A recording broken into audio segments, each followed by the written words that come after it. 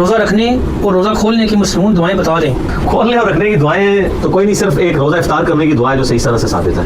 سنن ابی داؤد میں صحیح سند کے ساتھ ہے کہ سیدنا عبداللہ بن عمر رضی اللہ تعالیٰ عنہما کے بارے میں وہ تابعی کہتے ہیں کہ عبداللہ بن عمر وہ افطار کے وقت دعا پڑھا کرتے تھے، ذهب الظمأ وابتلت العروق وثبت الاجر انشاءاللہ، اور اللہ کے حضور ہمارا اجر پکا ہو گیا۔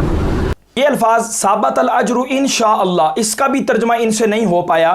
ترجمہ یہ کیا کر رہے ہیں؟ اللہ کے نزدیک جو ثابت ہو چکا، بھائی یہاں پر عند اللہ کے الفاظ نہیں ہیں، ثابت عند اللہ، بلکہ یہاں الفاظ ہیں ثابت الاجر انشاءاللہ، اگر اللہ نے چاہا تو ہمارا اجر ثابت ہو گیا، یعنی پختہ ہو گیا اگر اللہ نے چاہا۔ اور یہ ان کی جو سکرین ہے اس کے اوپر بھی یہ ترجمہ لکھا ہوا ہے، لیکن حضرت صاحب دیکھ کر بھی ترجمہ نہیں پڑھ سکتے۔ اب آپ وہ دیکھیں یہ سکرین پر نظر آ رہا ہے، اور اگر اللہ نے چاہا تو ثواب مل گیا، وثبت الاجر انشاءاللہ، اور اللہ کے حضور ہمارا اجر پکا ہو گیا۔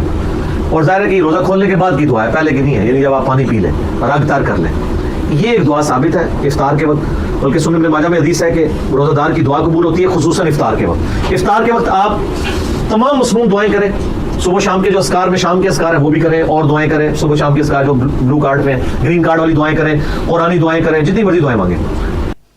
باقی یہ ساری جتنی بھی دعائیں ان کے لیے صحیح سند ہے یا نہیں ہے، یہ ان کے بلیو کارڈ پہ لکھی ہوئی ہیں، لہٰذا یہ ثابت ہی ثابت ہیں۔ اب یہ بات کی بات ہے، وہ دیکھا جائے کہ کون کون سی سندیں صحیح ہیں یا کیا ہے ان کے اوپر معاملہ۔ لیکن میں یہ کہنا چاہتا ہوں کہ یہ جو اصول یہ بیان کر رہے ہیں کہ صحیح سند کے ساتھ جو دعا ہوگی وہی معتبر ہوگی، جو صحیح سند میں نہیں ہے وہ معتبر نہیں ہے، یہ حضرت اصول آپ ثابت کریں، وگرنہ تو اپنے ان اصولوں سے، یہ جو آپ اپنی طرف سے خود ساختہ بناتے ہیں، ان سے آپ توبہ کریں اور عوام کو ان کے ذریعے پریشان نہ کریں۔ باقی یہ جو پبلک میں ایک مشہور دعا ہے نا، اللہم انی لک صمت وبک آمنت وعلیک توکلت وعلی رزقک افطرت، پہلے تو یہ دعا انہوں نے نا ضرب تقسیمیں لگا کے لمبی کی ہوئی ہے، یہ دعا صرف اتنی ہے، اللہم لک صمت وعلی رزقک افطرت، بس۔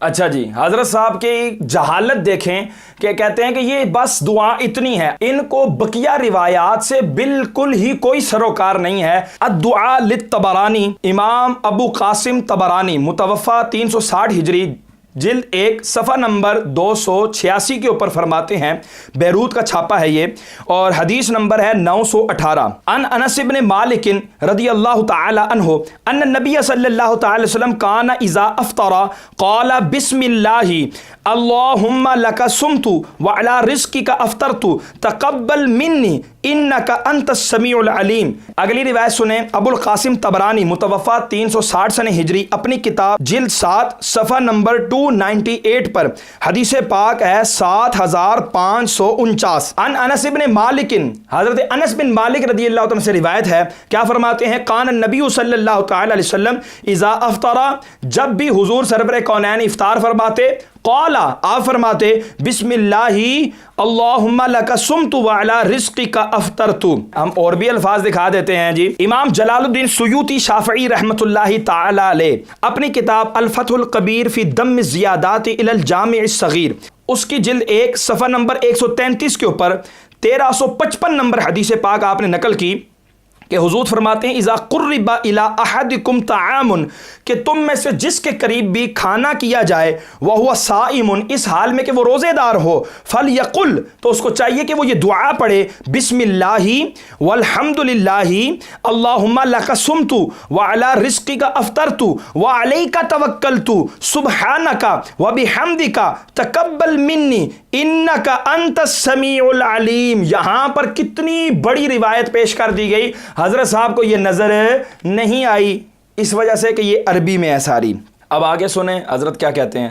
صحیح، لیکن یہ آپ کو پتہ نا ان کی تسلی نہیں ہوتی، وقنا عذاب القبر وقنا عذاب الحج، یہ خود لگایا ہوا ہے انہوں نے۔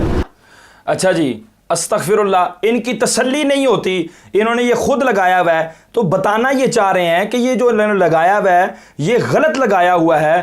اب میں آپ کو بتاتا ہوں یہ تسلی کس کس کو نہیں ہوتی تھی۔ جامع ترمذی کی حدیث پاک ہے، جامع ترمذی ہے، جلد نمبر 1 ہے، صفحہ نمبر 292 ہے، حدیث پاک ہے 794۔ عن ابن عمر انہ احل فانطلق یحل یقول لبیک اللہم لبیک لا شریک لک لبیک ان الحمد والنعمت لک والملک لا شریک لک۔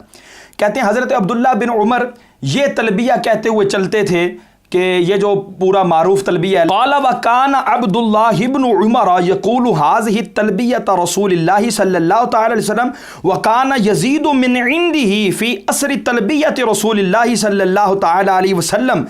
کہتے ہیں کہ یہ حضرت عبداللہ بن عمر رضی اللہ تعالیٰ عنہ جو ہیں اپنی طرف سے کچھ الفاظ زیادہ بھی کرتے تھے، کیونکہ مرزا صاحب کے بقول ان کو تسلی نہیں ہوتی تھی. معاذ اللہ ثم معاذ اللہ کتنے بونگے انداز سے بیان کر رہا تھا. کیا الفاظ فرماتے تھے؟ لبیک لبیک وسعدیک والخیر فی یدیک لبیک والرغبہ الیک والعمل.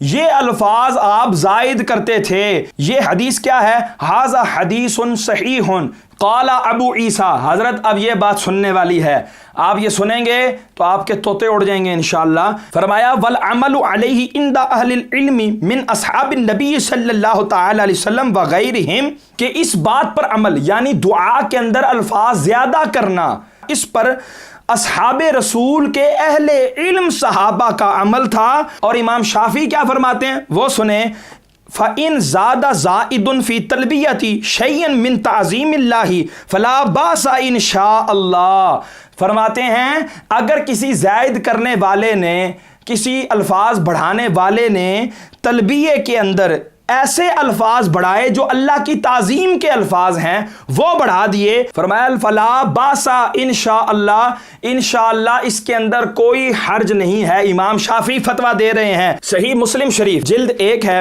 صفحہ نمبر ہے 439، حدیث نمبر ہے 2814.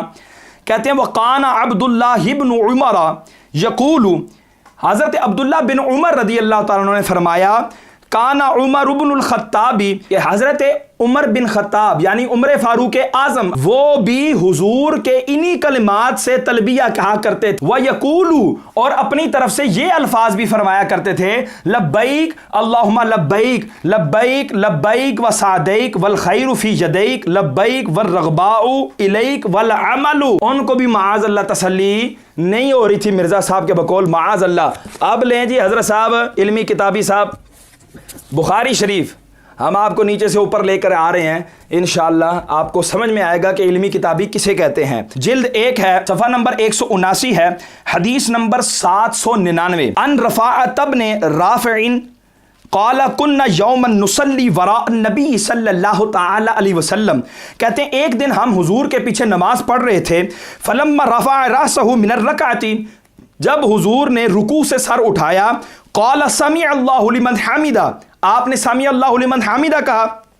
قال رجل وراءہ، تو ایک شخص جو حضور کے پیچھے کھڑا تھا تو وہ صحابی رسول تھے، تو وہ حضور کے پیچھے کھڑے ہو کر انہوں نے کیا کہا؟ ربنا ولک الحمد. اب ان کو بھی تسلی نہیں ہوئی، معاذ اللہ ثم معاذ اللہ، اور کیا کہہ رہے ہیں؟ حمدن کثیرن طیبن مبارکن فیہ. اتنے کلمات آپ نے بڑھا دیے اور اس کے بقول ان کو تسلی نہیں ہو رہی تھی. پھر کیا فرمایا؟ فلما انصرف، راوی فرماتے ہیں جب حضور نے سلام پھیرا، اب ہونا تو یہ چاہیے اگلا سین تو حضور کو سلام پھیرتے ہی کہنا چاہیے تھا یہ حرام کام کس نے کیا، لیکن سنو حضور کیا فرما رہے ہیں، اوے لوگو یہ کس نے کلام کیا ہے؟ قال انا، وہ شخص بولا حضور میں نے یہ کہا ہے. قال رأیت بدعۃ ثلاثین ملکا یبتدرونها ایہم یکتبها اولا. آپ نے فرمایا اوے بندے میں نے 30 سے زائد فرشتوں کو دیکھا ہے کہ وہ ایک دوسرے سے سبقت لے رہے ہیں کہ کون اس دعا کا ثواب لکھے. ان کو کہ یہ جو دعا حنفی بتا رہے ہیں یہ دعا خود کدھر لکھی ہوئی ہے، تو یہ دعا بھی نہیں حدیث کی کتاب سے دکھا سکتے. حضرت صاحب اتنے کانفیڈنس کے ساتھ بات کرتے ہیں کہ لگتا ہے کہ واقعی جو یہ کہہ رہے ہیں وہ 100% حق ہے، سچ ہے، درست ہے، حالانکہ ایسا نہیں ہے. میں پہلے بات واضح کرتا چلوں کہ جو یہ ترتیب ہے، اللہم انی لک صمت وبک آمنت وعلیک توکلت وعلی رزقک افطرت، اس ترتیب کے ساتھ تو کوئی روایت موجود نہیں ہے کہ جس کے اندر اس ترتیب کے ساتھ کلمات ہوں. باقی یہ الفاظ اگر زائد مان لیے جائیں کہ یہ ہم نے خود زائد کیے ہیں تو وہ ہم نے آپ کو ثابت کر دیا جامع ترمذی کی حدیث سے، اور صحیح مسلم کی حدیث سے، اور صحیح بخاری کی حدیث سے کہ اگر اللہ کی تعظیم کے لیے کلمات زیادہ کیے جائیں تو ان میں کوئی حرج نہیں ہے. اور یہاں کلمات کیا کہا جا رہے ہیں جو زائد ہیں؟ وَبِكَ آمَنْتُ، ہم تجھ پر ایمان لاتے ہیں، وَعَلَيْكَ تَوَكَّلْتُ، اور تجھی پر توکل کرتے ہیں، وَعَلَىٰ رِزْقِكَ أَفْطَرْتُ، یہ الفاظ تو ثابت ہیں ان کے نزدیک بھی. تو یہ جو دو الفاظ دو جملے بیچ میں شامل ہیں یہ بھی اللہ کی تعظیم کی وجہ سے ہیں. تو امام شافعی کے قول کے مطابق اور جامع ترمذی صحیح مسلم صحیح بخاری کے مطابق ان کے اندر کوئی حرج نہیں ہے. لیکن وابی کا آمنتو اور علیہ کا توکلتو کیا یہ کسی بھی افطار کی دعا کے اندر حدیث پاک میں آئے ہیں یا نہیں؟ ہم آپ کو وہ دکھا دیتے ہیں حضرت کہ یہ الفاظ بالکل وارد ہوئے ہیں. کنز العمال ہے جلد نمبر 8 صفحہ نمبر 234 حدیث نمبر ہے 23868. فرمایا اذا قرب الى احدكم طعام فهو صائم فليقل بسم الله والحمد لله اللهم لك صمت وعلى رزقك افطرت وعليك توكلت. تو یہاں پر دیکھیں اللہم لک صمت یہ الفاظ سنن ابی داود حضرت صاحب بھی مان رہے ہیں اور وعلی رزقک افطرت یہ الفاظ بھی حضرت مان رہے ہیں سنن ابی داود کے. علیک توکلت یہ الفاظ میں نے آپ کو کنز العمال کے حدیث پاک سے دکھا دیے کہ کنز العمال کے حدیث پاک کے اندر یہ موجود ہیں. وابی کا آمنتو والے الفاظ اب ہم نے دکھانے ہیں وہ ہم آپ کو دکھا دیتے ہیں. حضرت کتاب الفقہ ہے اور اس میں کیا فرمایا اللہم لک صمت وعلی رزقک افطرت وعلیک توکلت وابی کا آمنتو. تو جتنے بھی اس دعا کے اندر الفاظ تھے وہ الحمدللہ ثم الحمدللہ ہم نے آپ کو بتا دیا کہ احادیث کے اندر موجود ہیں. آپ آئیں ملا علی قاری علیہ رحمہ سے ان الفاظ کے حوالے سے پوچھتے ہیں. جلد 4 ہے مرقات المفاتیح کی اور صفحہ نمبر ہے 426. اس کے اندر حدیث پاک اللہم لک صمت وعلی رزقک افطرت یہ حدیث پاک نقل کرنے کے بعد فرماتے ہیں وَأَمَّا مَشْتَهَرَ عَلَى الْأَلْسِنَةِ بہرحال وہ دعا جو لوگوں کی زبانوں میں مشہور ہے اللہم لک صمت وبک آمنت وعلی رزقک افطرت. اب انہوں نے پھر آگے اس کی تفصیل کی. کہتے ہیں فزیادت وبک آمنت لا اصل لها وان کان معناها صحیحا وکذا زیادت وعلیک توکلت. کہتے ہیں کہ یہ جو دعا ہے اس کے اندر وبک آمنت وعلیک توکلت یہ جو الفاظ زیادہ کیے ہیں ان کی اگرچہ بالکل اسی ترتیب سے کوئی حدیث موجود نہیں ہے لیکن ان کا حکم کیا ہے؟ فرمایا من البدعۃ الحسنہ یہ بدعت حسنہ ہے. یہ بھی ابو داؤد میں لیکن اس کے ساتھ امام داؤد نے لکھا ہے کہ یہ مرسل روایت ہے. یہ تابعی نبی علیہ السلام سے بیان کر رہا ہے. اس کی حدیث کی سند مکمل ہے یعنی ضعیف ہے. ضعیف میں بھی لوس درجے کے اوپر ہے. حضرت صاحب نے پتہ نہیں یہ کہاں سے قاعدہ انہوں نے ایجاد کیا ہے کہ دعاؤں کے اندر صحیح سند ہونا یہ ضروری ہے. مرسل روایت جہاں آ جائے گی وہ دعا آپ نہیں مانگ سکتے. استغفر اللہ معاذ اللہ. ملا علی قاری علیہ رحمہ متوفہ 1014 سن ہجری آپ نے یہی روایت نقل کی اللہم لک صمت وعلی رزقک افطرت اور اس کے بارے میں آگے جو لکھا ہے رواہ ابو داود مرسلن اس کو ابو داود نے مرسلن روایت کیا. اس کے تحت آپ فرماتے ہیں قال ابن حجر فرماتے ہیں وَهُوَ مَعَ إِرْسَالِهِ حُجَّةٌ فِي ذَلِكَ کہتے ہیں مرسل ہونے کے باوجود بھی یہ دعا کے معاملے میں حجت ہے. اللہ تبارک و تعالی ہمیں اپنے ایمان کی حفاظت کرنے کی توفیق عطا فرمائے. آمین بجاہ النبی الامین صلی اللہ تعالی علیہ وسلم.